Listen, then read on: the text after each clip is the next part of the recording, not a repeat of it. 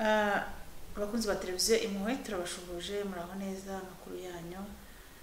Imana ibaho umugisha. Umwaka uri kurangira, tugeze mu gihe cya Noheli, igihe turi kwitegura ibi byo kwizihiza Noheli. Mwabanye natwe ku Impuhwe TV, umwaka nturashira, itangiye ikora neza mu buryo butomoye, kuko mbere nabaga nishyiriraho utuntu twanjye n'abahungu banjye, ariko aho ntangiye kubikora neza nk'ikinyamakuru, umwaka nturashira, ngira ngo ni mu kwezi ahari kwa gatatu corona yahise izamo. Ndabashuhuje rero, Imana ibahe umugisha. Ndagira ngo uyu mwanya tuganire ku kintu kimwe kijyanye n'iki gihe turimo. Ndi kumwe hano na Pasiteri muramumenyereye, Sebineza Felix Salomo Shamamba, afite amazina 5 cyangwa 6. Pasitoro Sebineza Felix Salomo Shamamba, sinzi niba hari irindi nibagiwe Pasiteri. Izina umukristo. Umukristo. Nta papa se, ni papa ubwo w'abana bangahe? 5. Wow, ndakurusha umwana umwe, urumva ko ariko abo nareze je mfite abana benshi nareze. Mfite abana banjye nareze nashingiye barenga 5. Mfite abuzukuru barenga 8. Benshi cyane. Yego. Ya murakoze cyane rero. Tugiye kureba ikiganiro hano. Turi kwibaza ubundi kubera iki Christmas bayicelebra kuri 25 biterwa n'iki? Ese koko Yesu yavutse ku itariki 25 ubundi Christmas niki? Ndahera ku ijambo rivuga ngo Christmas niki, ibi tubikora mu bushakashatsi, cyangwa Noheli niki. Christmas riva mu ijambo ry'icyongereza rivuga Christmas cyangwa Christmas. Rivuga Christ ni Kristo nyine wasizwe. Ijambo riva mu ijambo rimwe ry'ikigiriki rivuga cyangwa rivuga etymological, rivuga Christos wasizwe mu ijambo ry'iki cyangwa mu ijambo ry'igiheburayo ryitwa Meshaya wasizwe cyangwa Messi. Nanone iri jambo ryitwa Mass, Christmas ni messe, ibirori. Ira jambo Christmas iteraniro, ahantu bakora iteraniro. Donc ni messe ni ibirori cyangwa ni umuhango. Ira jambo bavuga messe cyane nko muri Katolika no kuvuga ngo messe ni misa. Donc ni iteraniro, bakoraga iteraniro. Na ijambo Noel ni ijambo riva mu Kilatini. Ni ijambo riva mu Kilatini rivuga Natale cyangwa to be born, kuvuka, wavutse. Rero iyo no kuvuga ngo bamwe baravuga ngo joyeux Noel, hari ushobora kuvuga ngo joyeux Noel cyangwa se Merry Christmas. Merry Christmas ni joyeux cyangwa se umunsi mwiza wa Noheli, umunsi w'amavuko. Ubwo Noel ni Igifaransa. Noel ni Igifaransa, ariko bakita Igifaransa ariko ni ijambo rikomoka mu Kilatini. Hanyuma se ubwo tuvuga ko Chris ariyo Noel. Chris ni Kristo. Ni Kristo. Bafashe rero Noel none tuvuze ngo joyeux Noel. Babashatse kuvuga ngo umunsi joyeux Noel, umunsi mwiza w'amavuko. Noheli ni wowe uyizanye, ntago nayitegereje Noel. Nuko mu bushakashatsi nakoze nuko rira jambo Noel, ubundi Noel ni ijambo ryaje rivuka muri Chris. Turahita tuza kuvuga ukuntu iri jambo ryavutsemo, ariko iri jambo rya Noel ryemejwe neza mu kinyejana cya 15. Tubwiye Noel kuko nyine nabonye Christmas. Merry Christmas. Christmas birumvikana ni Christ na Mass. Ariko iyo hajemo Noel rya jambo ryaje mu Kilatini rifata Abafaransa bazana iryo jambo Natal barihuza na Christmas, ahubwo bahindura Noel rihita riba joyeux Noel. Ku rugero none nk'ushaka kuvuga ngo Merry Christmas nabo bakavuga ngo joyeux Noel, umunsi mwiza w'amavuko, ariko ugasanga muri iryo jambo nta Kristo urimo. So none reka nongera mubaze rero, kuki twizihiza uwo munsi ku itariki 25? Umunsi twizihiza ku itariki 25 ni ukubera reka mbite mpera mu mateka. Kristo amaze gupfa, intumwa zaratotejwe, nyinshi zirapfa, muzi uburyo zapfuye. Nyuma yaho himye abami batandukanye, cyane cyane umwe mu bami bakoze amarorerwa n'umwami witwa Nero yisha abarokore cyane arabica noneho nyuma yaho abakristo nako abarokore n'abanyarwanda ngiye nibyo nsigaye nkunda kuvuga cyane ariko habe narira jambo ry'abakristo naryo ryaje nk'iri ry'abarokore kubera ko buriya abantu bizera Kristo ntabwo babitaga ubundi babitaga bera cyangwa bakabita bene data noneho ririya jambo abakristo ryavuye muri Antiokia aho abantu barebye uburyo abantu bitwara noneho harimo abayuda bari bazi uburyo Yesu yitwaraga baravuga ngo aba ni abakristo barasa na Kristo bagenda nka Kristo rero natwe ubu ngubu twasanze rero ariko na ririya jambo nge nasanze ririya jambo ryitwa umurokore nge nsanga ryaravuye muri Uganda kuko abaruganda nibo bavuga abarokozi umurokore warokotse wavuye kuri Kristo. Okay, abakristo rero iri jambo noneho haratotezwa cyane noneho bavuga ko mu bisonga by'umwami umwe mu bisonga by'umwami witwaga Constante we yaje gukizwa ndetse abandi bakavuga ko bari baramuhanuriye ko azaba umwami amaze kwima ingoma mu kinyejana cya gatatu cyangwa mu mwaka wa 313 niho uyu mugabo yazanye libertinage y'abakristo noneho muri icyo kinyejana hari imihango y'abaroma bakoraga hari umunsi wa tariki 25 wari umunsi w'ikigirwamana cy'izuba uwo munsi bizizaga ivuka ry'abana noneho bagakora umunsi mukuru w'abana ariko hari ikigirwamana cy'izuba noneho Constante amaze kwima habaye ngombwa ko ikigirwamana kivanwaho ahubwo hakaramwa Yesu wenyine nukuvuga ngo uwo munsi wari umunsi w'ikigirwamana cy'izuba hanyuma bisimbuzwa kwizihiza umunsi wa Yesu Kristo ubundi kugira ngo abantu babyumve neza ngo ubushakashatsi nabukuye ntabwo nabusomye ahantu nabukuye kuri Apotre Paul Gitwaza mu nyigisho yatanze ku itariki 20 we yavuze neza ko abashakashatsi benshi babivuga ubwo bushakashatsi ntabwo narinzi igihe Yesu yavukiye ariko nabikuye ku nyigisho Apotre yatanze biziri kuri YouTube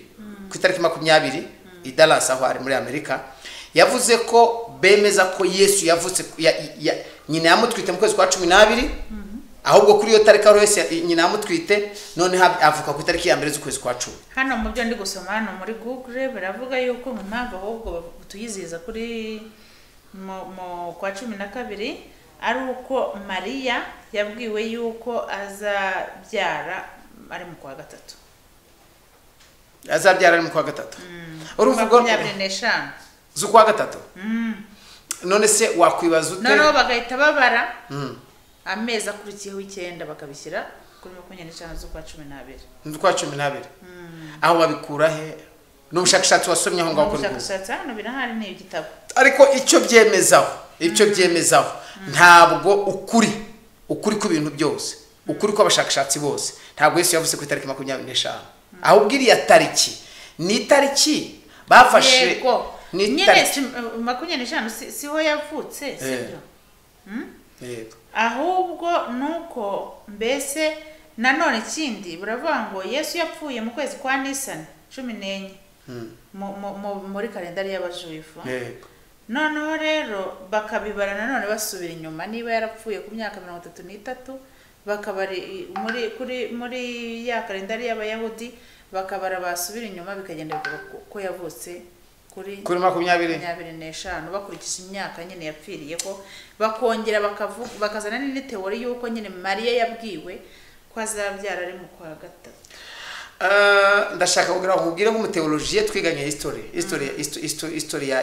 y'abanyesiraheli imbere y'abanyesena nyuma y'abanyesiraheli buri mu historie akunda kwandika cyane cyane ashaka kugera ku ntego ashaka kugeraho uyu n'umushakashatsi wakoze agashaka kuzana iyo calendrier ariko mu buryo buzwi by'ukuri kandi byemezwa n'abantu bose ntabwo Yesu yavuze ku itariki 25 ahubwo nuko ntabwo bavuze itariki nabo ntibavuze itariki nyine bari kugereranya igihe yapfiriye niyo mpamvu bakaza bakajya ntabwo bavuga ko ari iyo tariki exact kuko na amateori menshi y'abascholars menshi izo discussions zigenda ziza donc baba bashaka kugira ngo barebe koko niba ariko byakozwe ariko ikindi nibutsa abantu nuko n'ubundi baba bashaka kubibara ariko Yesu yavutse babara iminsi bagaruka inyuma icyo gihe kalendari yaramanuka mu myaka 33 nyine bagenda bamanuka gutya bakazagira kuri zero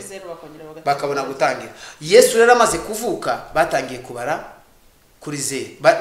Yesu amaze kuvuka byavutse Yesu bigeze kuri zero bahita batangira 1 2 3. None se niba Yesu yaratangiye kuri zero ubwo twavuga ko ari ibyo gusa ahubwo amaze gupfa nibwo batangiye kubara nyine baragenda bajya kuri zero. Iyo teori wayikuye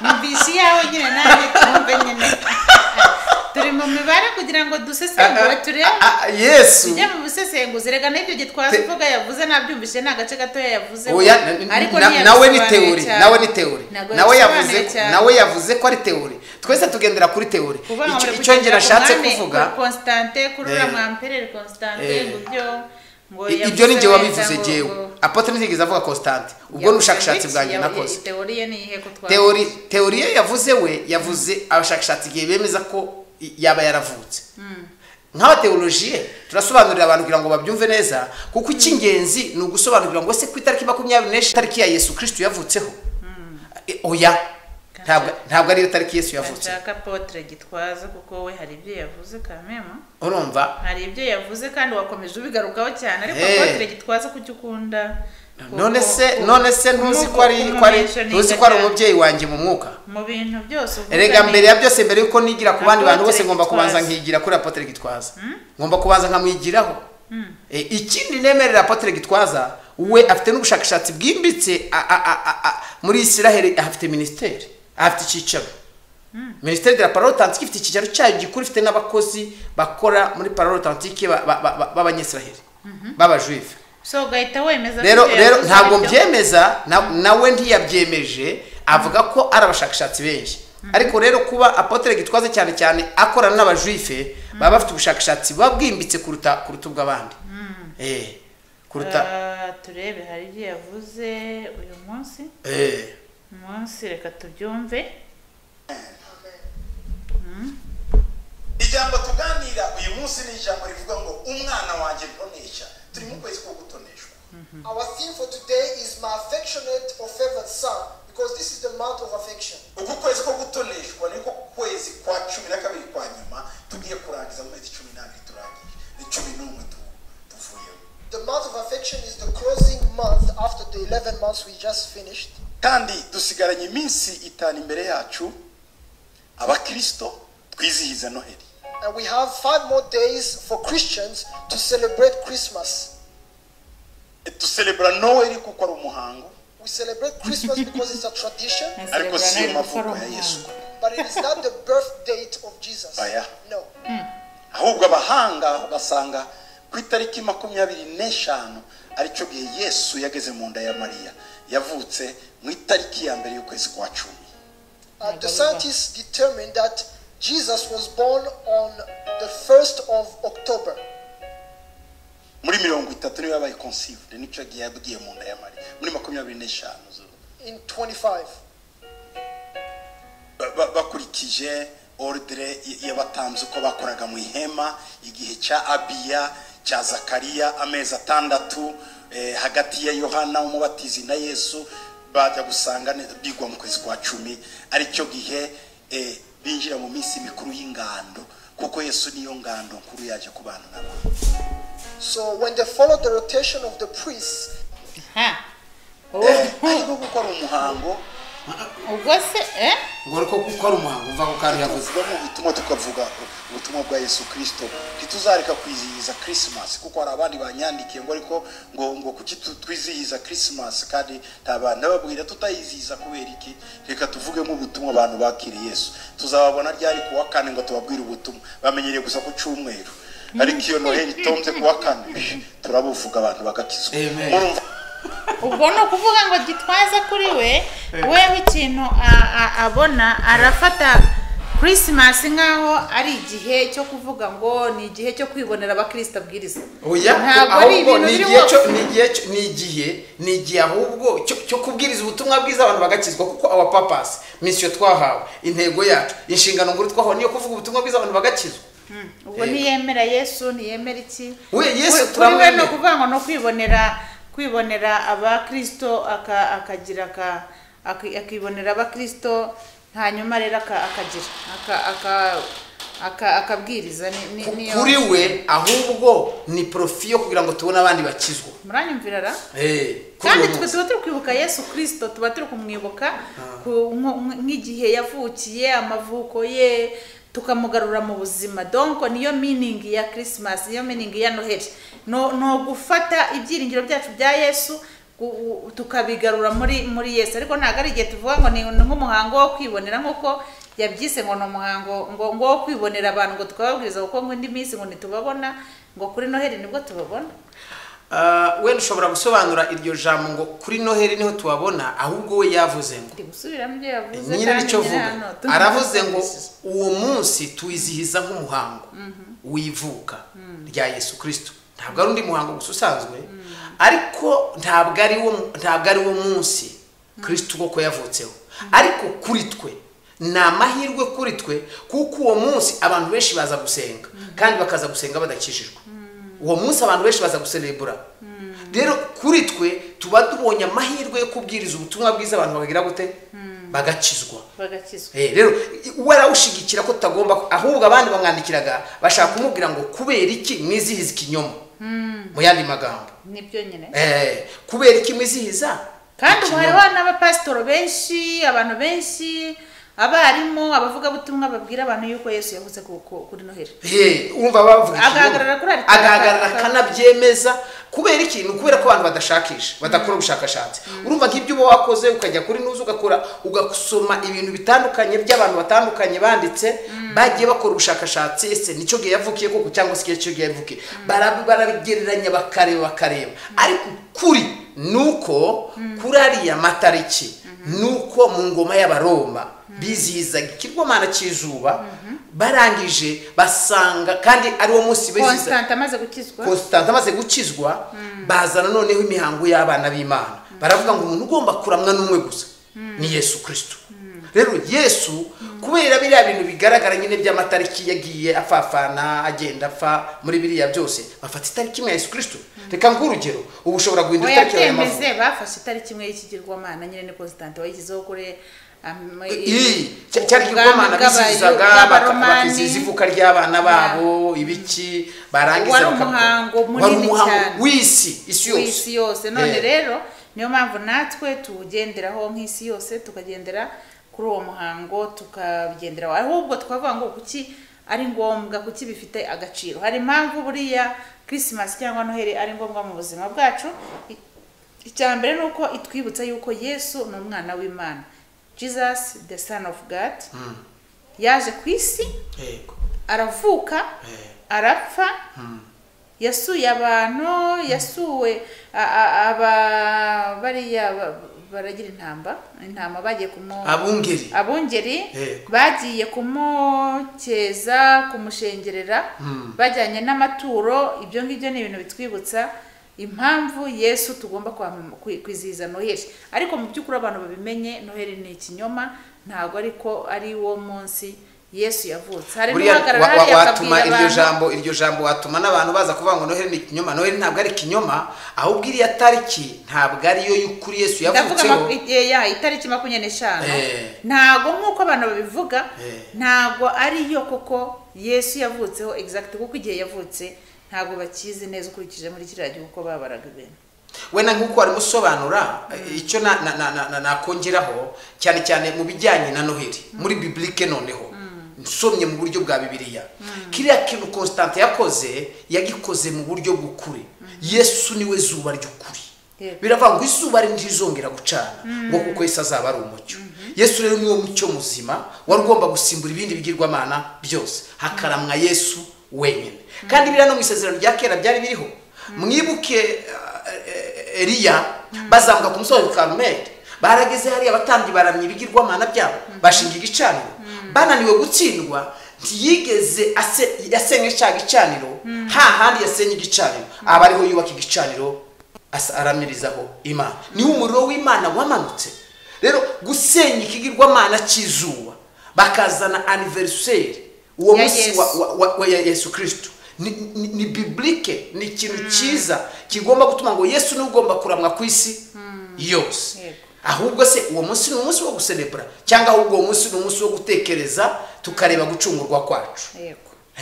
Ya, murakoze cyane. Reka rero dusoze ikiganiro cyacu twari turimo tubarebera ubushakashatsi kuki twizihiza umunsi wa Noheli ku itariki 25. Ese ni ngombwa cyangwa se ntabwo ari ngombwa? Naho ngaho ni icyo kiganiro twari dukoze. Murakoze cyane, Imana ibahe umugisha. Ciao ciao, bye bye.